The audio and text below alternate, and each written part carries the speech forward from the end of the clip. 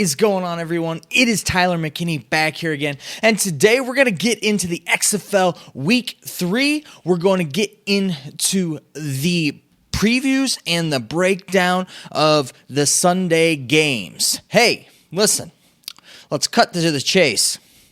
I would really like it if you would subscribe, so please subscribe. And if you subscribe, I have a giveaway going on right now until the pretty much until the 1st of March. If you want to check that out, what I'm doing is that for just to say thank you for getting to 1,000 subscribers. What I'm going to do is the winner of the giveaway, I'm going to give them their choice. They can either get a t-shirt or a hat from the XFL store. So the winner will go ahead and pick and choose that, and I'll send it to them. And it should be pretty good. And another stipulation, for every 500 subscribers we get on top of the 1,000 subscribers before March 1st, I'll add on another giveaway. So if we get to 2,000 subscribers before then, hey, we'll do 3 of them. So, yeah, that's kind of it. So definitely subscribe. All right, let's go ahead and let's get right into this. Let's get into the preview of the games. And let's start with the lazy afternoon game. And I don't think that this is going to be a lazy afternoon game at all. This game is going to be starting at 3 o'clock. We're going to be on ESPN. And we've got New York coming into St. Louis. That is right. They are coming into the Dome at America's Center. And this place is going to be packed. They're expecting over 28,000 people. Now, we talked in another video earlier this week about whether or not they're sold out or not. I don't know if they're going to open up the top of the dome, if they're going to let them into the upper deck, but supposedly they have sold out the lower part of the dome. I have no clue what else is going on. I just know that those tickets are hot. People are spending a lot of money for those tickets, looking like around $100 for some of the tickets is what they're going for right now if you want to get into that game. So that place there in St. Louis is going to be rocking.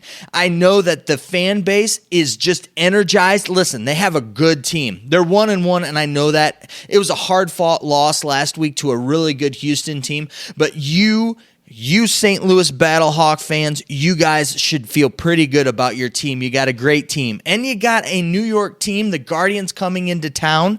And listen, it's going to be a nice afternoon. It's going to be about 55 degrees, start of the game. Now, granted, I know that we're in a dome. I get that. But listen, I am here for all of you fans out there. That's right. I'm concerned about all of you BattleHawk fans that are going to be walking over to the game. They're going to be out in the elements, and I just want you to know that it's going to be pleasant. And that you might want to take a light jacket with you when you go into the game because it might get a little chilly on your walk to and from the stadium. That's all I want to say about the weather. Inside, though, it's going to be crazy rocking. It's probably going to be hot in there, so you're definitely going to want to shed that jacket once you get inside the stadium. Now, we're looking at the BattleHawks right now. This thing has skyrocketed.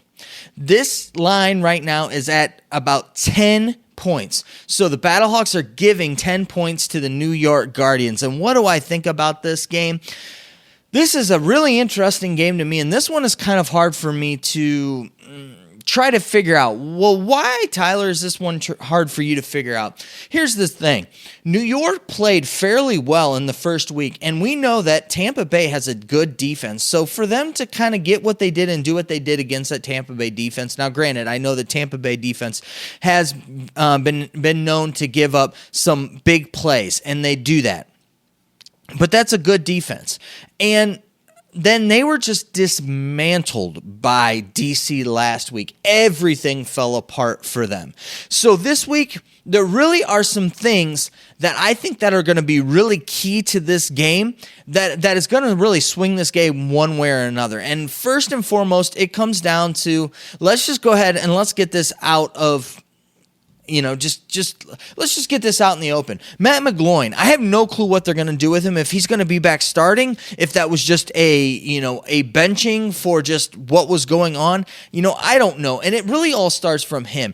I don't know if he's going to come back out here and be the Matt McGloin that we've known, who's been kind of that little guy, that walk-on guy that's come in there, that's taken things and really gone and done great things. I don't know if he's going to take this as an opportunity to step up and to lift his gameplay, because if he does, I think that team will rally around him, and I think that they'll step up as well. And so it really just kind of hinges upon what type of an attitude is he going to bring into this game, and how is he going to fight adversity coming from just a terrible game. He had a horrible game, horrible attitude, and then it blew up in the media this past week. It was not good. And so it really just kind of hinges upon what he's going to do. On the other side of the coin, listen, we've got a quarterback that's been playing fantastic and spectacular. And he's made a couple mistakes, but it's kind of one of those things where it's like, you can't blame the guy. Listen, Jordan Ta'amu has been playing excellent. This guy he is a rookie by all intents and purposes. Listen, he was playing college ball not this past fall, but the fall before that. And so this guy is a rookie. And for him to be playing like he's playing like he's a veteran player. And a lot of those pundits, a lot of those people, when they look at his stats, they see the 2 interceptions from last week. And really, in all honesty, those can be easily explained away. The first one was tipped. It was a tip ball. Okay, he needs to throw the ball better so that it doesn't get tipped. I get that. The second one is he thought it was a throwaway play to where he could just throw the ball up in the air and get no consequences. It ended up not being a penalty, and it ended up not being a throwaway play. So, which it should have been. Outside of those things, though, he has been playing phenomenal. He's really been taking this team on his shoulders and playing great. And so as I look at these two quarterbacks, it does come down to whether or not Matt McGloin really wants to step up onto that level of what Jordan Ta'amu is going to play. I think Ta'amu is going to come out and he's going to play the same game that he's played the past 2 weeks. I don't think we're going to see much different from him. The question is are we going to see week 1 Matt McGloin, or are we going to see week 2 Matt McGloin? Or are we going to see Matt McGloin at all is another question. Are they going to come back out with Williams? The reality of it is that you never know how locker rooms are. So you never know if these guys are going to rally around him and what he said, or if this is really going to tank his relationship with all the other guys in the locker room, and that, it's time for somebody else to take over the reins. I don't know. We'll see what happens, come game time. But that's kind of what I'm looking at with the two quarterbacks. I think that Matt McGloin can definitely step it up here, but he really needs to, because Jordan Ta'amu is playing on a different playing field than the other quarterbacks, and so he's going to need to step up his game and really limit the mistakes. So let's go ahead and here's one of the biggest keys to the game for me, and this really hasn't been really a key to the game in any of the other games that we've had, but it shows up, and it's showing up in week 3, and I think it showed up, and it was a big reason why New York had such struggles in week 2, and it's injuries. Both of these teams are dealing with injuries at significant positions. Right now, New York is still dealing with 2 starting offensive linemen that are having injuries and are working through injuries. Now, whether or not these guys are going to play, they didn't play last week. We'll see if they can play this week. If they can get those offensive linemen back, or maybe get the offensive linemen who are filling their spots up to speed, then maybe we'll see more of that offense from week 1 than the offense we saw week 2. The other thing for the Guardians here when it comes to injuries is that Victor was a huge part of their offense, and he really was that bowling ball. He really was that Brandon Jacobs type of a running back that Gilbride really likes to use. And he was injured. He was injured early on. He ran well. He was injured, and then he was out of that game fairly quickly. Tim Cook supposedly is the starter here, but Victor really has been the guy that's really been carrying the load, and he's been kind of that centerpiece in that running game. If they don't have him, I think that we're going to get a lot of what we got last week. Now, let's go ahead and look at the other side because they're dealing with some injuries as well. And, I know that Kristen Michael has been the starter for the BattleHawks, but he has not been even the third. I mean, he's the third best running back that they got right now. The first best running back is definitely Jones, then Ford, then him. He just really hasn't shown us really anything of why he would be considered, their starting running back. When I look at this, those two guys in Jones and Ford are key to this offensive running. The BattleHawks are a little bit different offense than kind of what you would see in Houston, and that they are a prolific offense, but everything stems from run first, running backs, Jordan Ta'amu making those reads, and then the passing game coming from that. And so with those guys, I really want to see how healthy they are, because when Jones got hurt, they floundered for a little while. They were not that offense that we had seen, previously with them. And so they need to get back on track, and they need to get him and they need to get Ford healthy. And if they can get these two guys back and start getting them reps again, I think that this offense is going to be hard to stop, and they're going to be hard to handle. Now, when we're looking at the wide receivers here, in that, Pearsonell came on in this last game, and I really like him, and I think he's becoming a really nice target that Ta'amu likes to go to. He's reliable for him. He makes good catches. He's a very dynamic guy. But as I'm seeing this, Washington is a huge part of things. And Washington is another one of those guys. Again, if you see a theme here, it's injury.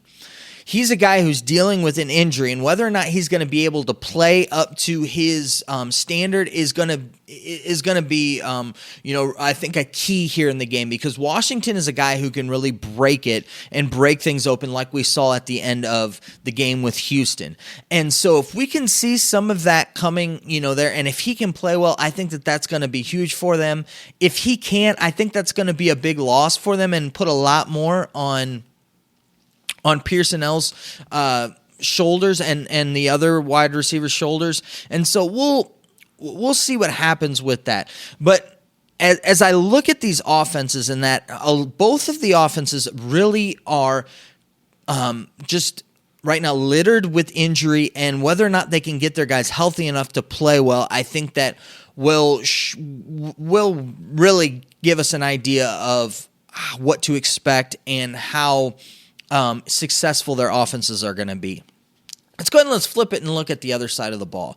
The defense, you've got Soro for the Guardians. He is a big part of their back end of that defense, and he's been, again, dealing with injury. If they can get him back, I think that they're going to play well.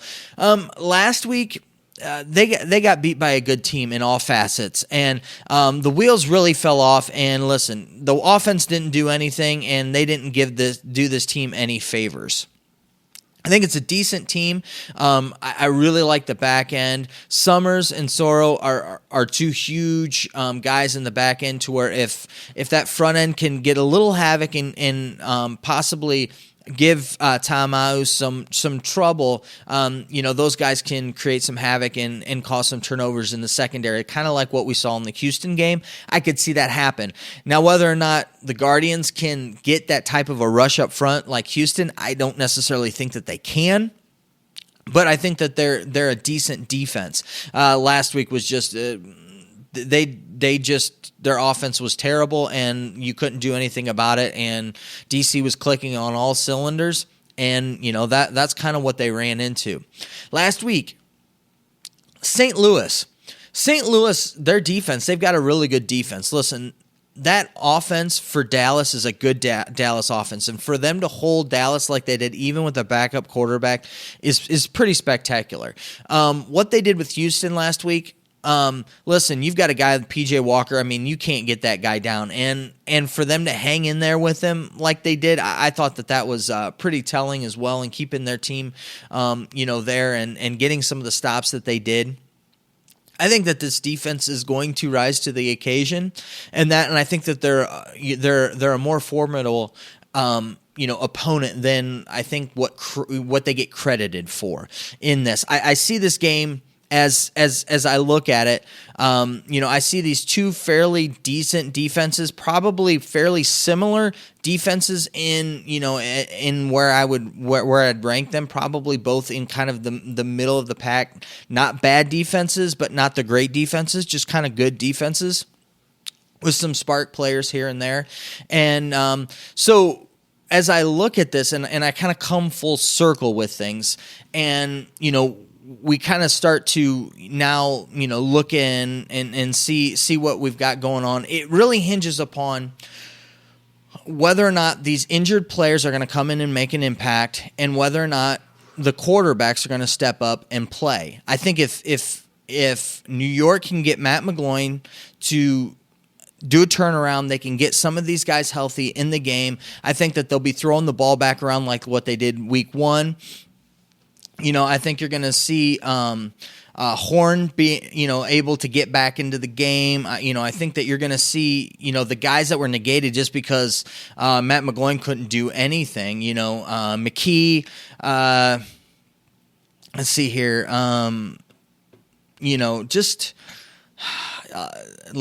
Pearson. I mean, it was just anemic last week. It was bad. So I think that if you can get his head back in the game, get that offensive line to gel as a group and playing back better again. And I think that they will. I think for two reasons. One, I think hopefully they'll get one or two of the guys back, be a little bit healthier, and they're not playing against as good of a defensive line this week.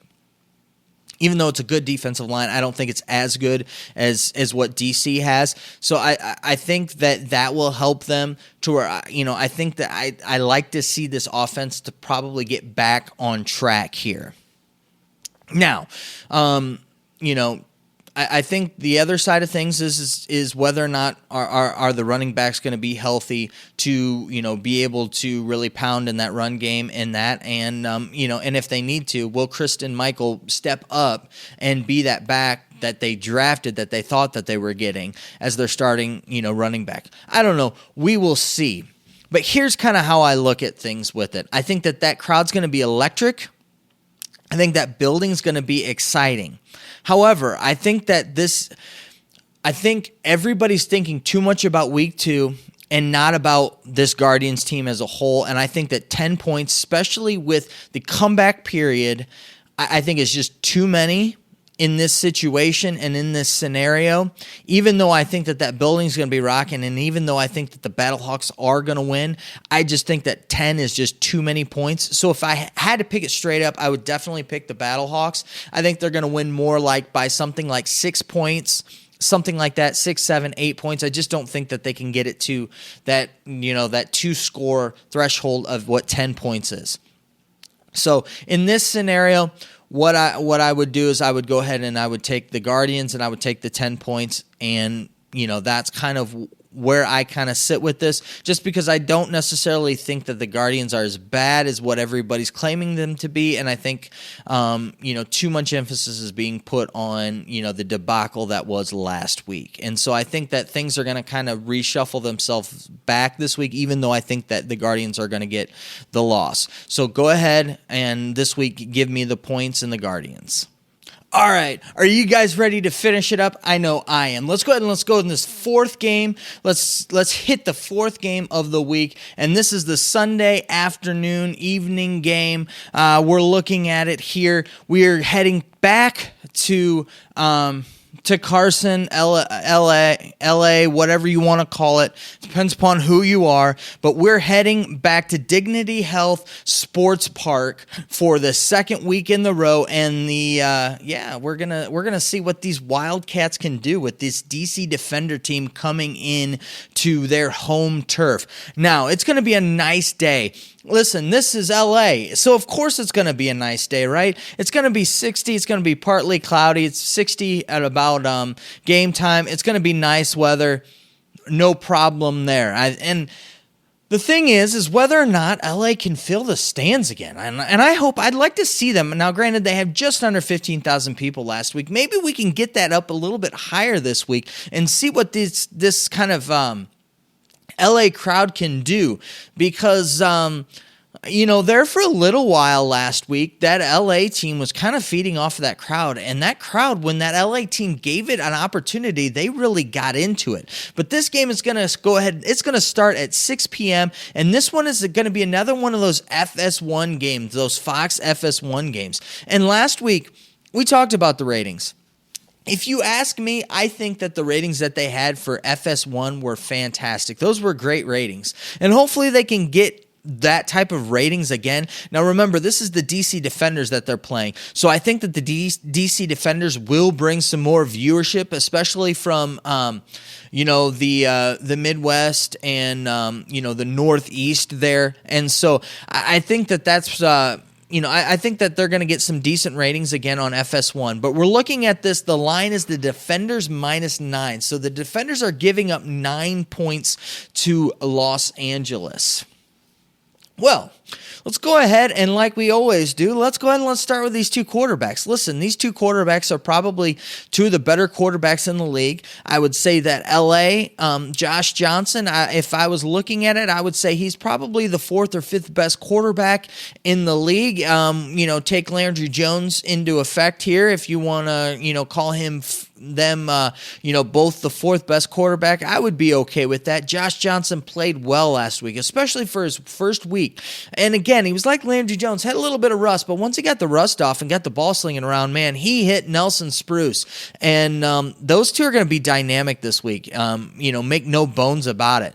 Listen, those boys seem to be putting together some nice chemistry, and I think you're going to see that kind of continue on this week. And so, yeah, I'm kind of looking forward to really seeing, what Josh Johnson can do in his second week at the helm in this offense. And I know that he is coming off of that injury and still dealing with that injury, but he played well to where I think it's more of one of those things that they're watching and monitoring and not necessarily something that they're worried about whether or not he should play with or not. So let's go ahead and let's turn things over to probably arguably the best quarterback in the league right now, and that's Cardale Jones. He's been playing fantastic. I mean, if you're looking for the prototypical style quarterback for the NFL and to leap into the NFL, it's Cardale Jones. He's been making all the right decisions. He makes all the right reads. He knows how to command the offense before the snap, and even he knows when to throw the ball away. He knows when to run, and he has those intangibles and those things to where he can evade the rush and make throws when he needs to. And in all intents and purposes, if you were to ask me, he's been the best quarterback so far in the league. Now, I'm not Walker's been the most dynamic athlete player hands down, but if I'm just looking at quarterback play, I would definitely have to give that to Cardale Jones. So it all starts from those two guys. And I think that both of them are going to both get an opportunity to play fairly well, and that with it, I think that Cardale Jones is gonna exploit this Wildcats defense. It took a little while, but Landry Jones figured that defense out by about the second half, and once they got that offense rolling, that LA defense had some issues with that. And I think that LA defense is going to have some issues with this DC Defender offense. The thing for me is I'm curious to see what they do with the running game. That's been the one thing for me that I just really haven't seen take off. Both weeks, it's just been a little bit here and there. Now, Pumphrey, he looked really good last week. I was actually kind of shocked by how strong that Pumphrey ran. Presley runs strong, and I really like the way that Presley runs, but I was just really liking the way that that Pumphrey ran last week, and I think that this week, especially after the way that Dallas gashed them, I think that you might see a little bit more running this week, to where I don't think you're going to see about a 250-yard game out of Cardale Jones. I think you're going to see more like a 200 game, and I think you're going to see two guys in Pumphrey and Presley. Those guys are going to have some decent days, I think, tomorrow. I think they're really going to accentuate the run, and they're going to do some explosive passes here and there, and with this DC team, and I think that they're going to have fun on Sunday. And so, that offense, I think that they're going to hit. I really like the way that they pulled in Tompkins this past week, Ross, Rogers. Listen, I think that they're going to be hitting those guys downfield, and I think that they're going to be scoring dynamic plays. I just, if you can't tell already, I think that this game is going to be a blowout. I think that LA is going to hang around with them for a little while. I just think that the way that DC's been playing, and DC has a team that has been, really firing on all cylinders, and they've not only have they fired on all cylinders, but what they've done is the opportunities that the other team has given them, they've taken, whether it be on defense, whether it be on offense. Both of the first two games, they've taken those. And LA is very, very error prone. You can look at Hood. You can look at just all of the different things. They leave openings for other teams to take advantage. And DC, the defenders, do that better than anybody else in the league. And so I see them doing that to them. However, I think that LA's going to come out rocking. I think that crowd's going to be rocking, and I think that they're going to get some things early on. I think Josh Johnson and Nelson Spruce are going to get going there I think they're going to get going early on. And I think people are going to be kind of surprised in the first half. Just that they're hanging around and that with it. I don't have any faith in Hood. And I think that this defense they're going to come out. I think the offense for LA is going to have some success. Defense is going to figure them out and then shut them down, and then they're going to be done for the day. And DC's just pretty much going to take over second half, and it's going to turn into a bloodbath in the second half, and it's not going to look pretty. That's kind of the way that I see this. I think that DC has a much more talented team. I think their defense is going to stop them. I don't see, Hood played bad last week. I think it's not going to get any better for him. I think Josh Johnson in the passing game is going to look decent at times. I still think he's probably going to make one mistake. He's definitely going to throw a pick. I think Nelson Spruce is going to get his. The guy's a stud. He knows how to play. He knows how to get open. I think you're going to see some successes on offense for them, but they're going to be early on, and then DC's going to, they're going to take advantage of the opportunities that they have, and then they're going to shut this team down.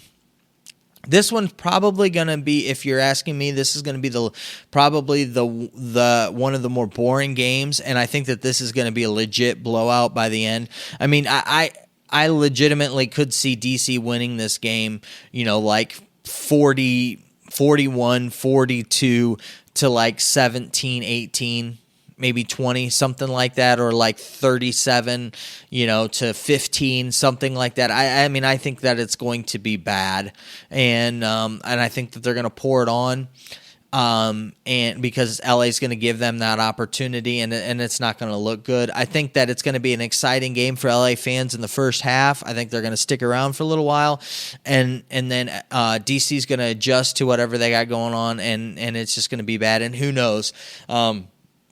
Maybe somebody else will get fired this week, because I think that that's how bad LA is going to lose by. And so, I really don't need to break it down pretty much any more than that. That's just kind of how I feel. So, as I look at this, I'll just give up the points. Give me DC. DC's going to go 3-0. LA's going to become, if you ask me, probably the worst team in the league. They're going to jump down, in the power rankings this week. And, they just, all the way around, I'm not, I just don't like the pieces that are there. I think you've got, they haven't been able to get McBride around. Now, granted, he's been hurt, and Hood has not played well. And Rose really isn't the running back to fit into the system. I think Rose is a good piece and a good player. He just doesn't fit into their system well, at least the way that they've been playing it, to where I don't think he's the style of running back that they need really there. However, he's a really dynamic player, and I would like to see them use him more on the field. But yeah, so, that's kind of what I think. Those are my thoughts, guys, for the Sunday games. I think the first game is going to be more interesting, intriguing than what people think. I don't think it's going to necessarily be the blowout that everybody's expecting it to be. The second game is definitely going to be a blowout and probably going to be one of those to where, there in the second half, it's going to get a little bit boring, and you're going to get, I think that DC's gonna pull away and not look back with it. So those are my thoughts for the Sunday games. Take them for what it's worth. I'd really love to hear your guys' thoughts down in the comment section. So let me know what you think. And yeah, so let's go ahead and we'll leave it at that. All right. Well, I know that you're busy. I know that I'm busy. So let's get on out of here. You have a good night. Bye.